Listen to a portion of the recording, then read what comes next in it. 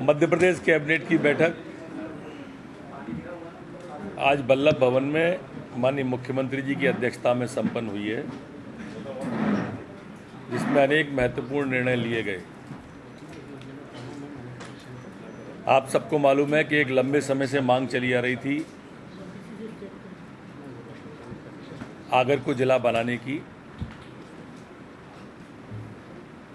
आगर मालवा जिले का एक नए सृजन करने की आज मध्य प्रदेश की कैबिनेट के द्वारा स्वीकृति दी गई है। इसमें वर्तमान जिला शाजापुर की तहसील आगर, बड़ौद, सुसनेर और नलखेड़ा को शाजापुर से अपवर्जित करते हुए इन्हें समाविष्ट कर नवीन जिला आगर मालवा का सृजन किए जाने का और इस जिले के साथ ही जैसे पूर्व में जिले स्वीकृत हो जाते थे, पद बाद में स्वीकृत होते थे, पर मध्य प्रदेश के मुख्यमंत्री माननीय शिवराज सिंह जी ने सारे पदों की भी स्वीकृति एक साथ ही दी है। इसी तरह से एसपी, पुलिस अधीक्षक कार्यालय की और पुलिस बल की स्वीकृति, कृषि के उपसंचालक और उनके पदों की स्वीकृति, उप कोषालय को जिला कोषालय में बनाने की भी स्वीकृति आज मध्य प्रदेश की कैबिनेट ने दी है। दूसरे निर्णय में दतिया जिले में बड़ौनी को आज मध्य प्रदेश की कैबिनेट के द्वारा तहसील का दर्जा दिया गया है।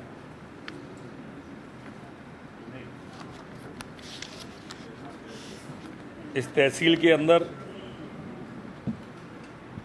राजस्व निरीक्षक मंडल बड़ौनी के 19 पटवारी हलके,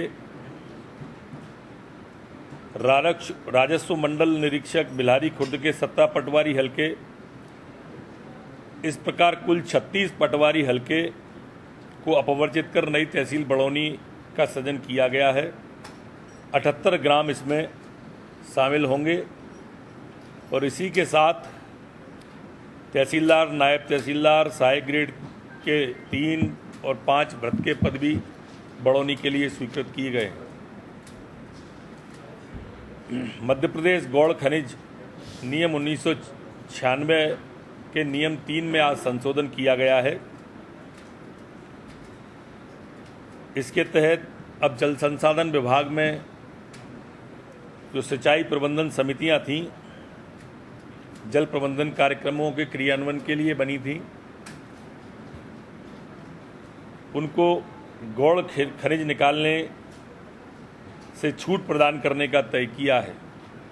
इसी के दूसरे संशोधन में जो हमारे मंडी बोर्ड और दूसरे स्थानीय निकाय, सार्वजनिक उपक्रम के संस्थान थे, उनको भी गौड़ खनिज से छूट प्रदान करने का, रॉयल्टी से छूट प्रदान करने का तय किया है।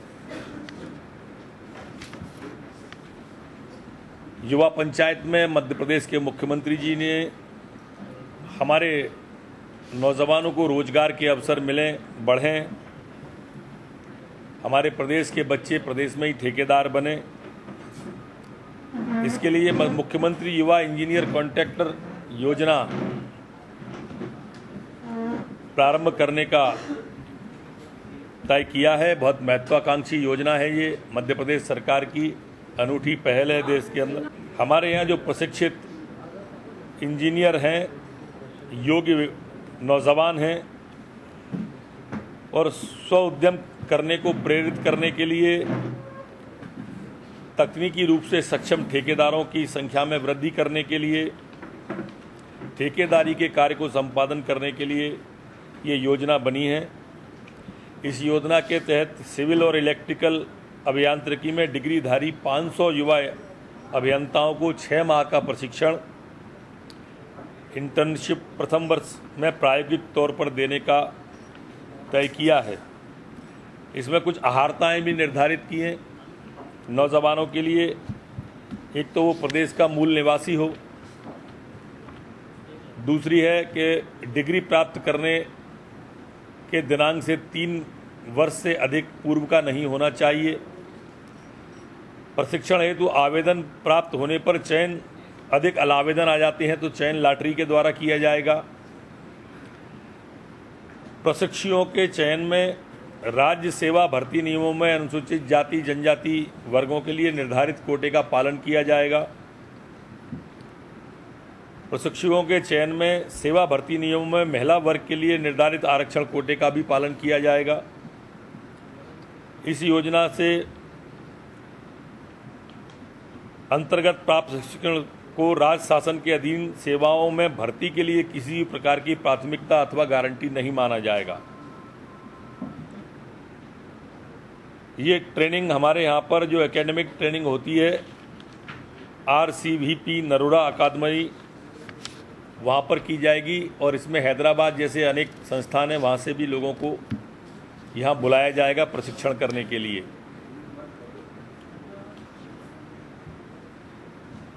इसकी जानकारी के लिए 1 माह का मॉड्यूल बनाया जाएगा। प्रशिक्षण अवधि के दौरान 5,000 रुपये प्रति माह का मानदेय इनको दिया जाएगा।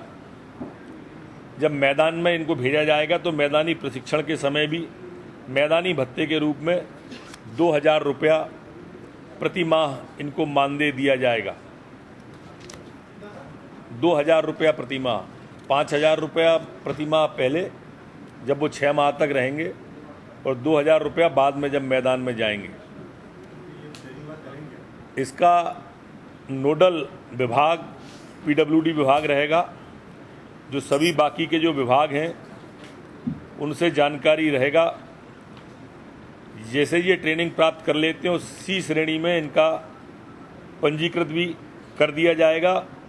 बाकी अगर उन्हें विद्युत मंडल में या अन्य A और B ठेकेदारी करना है तो उसके लिए जो यथावत आवश्यकता होंगी उनको वो ध्यान रखेंगे।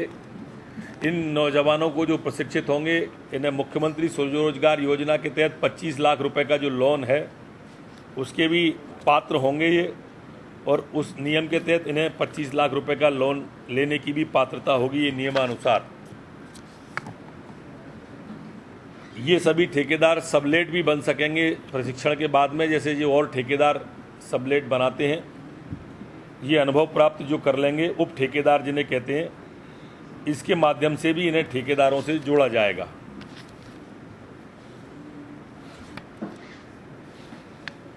NTPC लिमिटेड नरसिंहपुर जिले में ताप विद्युत परियोजना की स्थापना के लिए ग्राम कोडारी, ग्राम गोंगई, ग्राम डोंगरगांव, चौबरहटा एवं ग्राम उमरिया में की शासकीय भूमि के आवंटन करने का भी आज मध्य प्रदेश की कैबिनेट ने तय किया है। यह अनुसमर्थन का है। नवनियुक्त संविदा शिक्षकों को निकाय के भीतर पदस्थापना में स्थान परिवर्तन का जो महिलाओं को अधिकार दिया गया था, आज उसका अनुमोदन भी मध्य प्रदेश की कैबिनेट ने किया है। जिला विधिक सहायता के अधिकारियों के 5 पद, तृतीय श्रेणी के 10 पद और चतुर्थ श्रेणी के 5 नवीन पदों का सृजन भी आज मध्य प्रदेश की कैबिनेट के द्वारा किया है। ये भी मामला है 23,000 से अधिक ग्राम पंचायतों में कार्यरत ग्राम पंचायतों के सचिवों के लिए वर्तमान में किसी भी तरह की पेंशन योजना लागू नहीं है। पंचायत सचिवों के संगठनों के द्वारा समय समय पर ये मांग की जाती रही है। माननीय मुख्यमंत्री के द्वारा घोषणा भी की गई थी। उस घोषणा के परिपालन में आज मध्य प्रदेश की कैबिनेट ने अंशदायी पेंशन योजना लागू करने का भी अनुमोदन किया है। इससे 23,000 से अधिक ग्राम पंचायतों के सचिवों को अंशदायी पेंशन योजना का लाभ मिल सकेगा। ग्राम पंचायतों के सचिवों को मध्य प्रदेश जल निगम द्वारा मर्यादित क्रियान्वित की जाने वाली समूह जल योजना सनौदा सागर जिले में है, उसका भी आज मध्य प्रदेश की कैबिनेट के द्वारा तय किया है। विश्वविद्यालय उज्जैन की फार्मेसी के अध्ययनशाला हेतु स्ववित्तीय योजना के अंतर्गत 17 पदों का एवं 43 तृतीय और चतुर्थ श्रेणी के पदों के सृजन की अनुमति आज मध्य प्रदेश की कैबिनेट के द्वारा दी गई है। सत्य Sai university of technology and medical science Sehore को भी आज मध्य प्रदेश की कैबिनेट के द्वारा अनुमति दी गई है। महिला सशक्तिकरण की दिशा में महिला बाल विकास की योजनाओं को खंड स्तर पर क्रियान्वित करने के लिए 313 विकास खंडों में 313 विकास खंड महिला सशक्तिकरण अधिकारियों के पदों के सृजन की भी आज मध्य प्रदेश की कैबिनेट के द्वारा अनुमति दी गई है।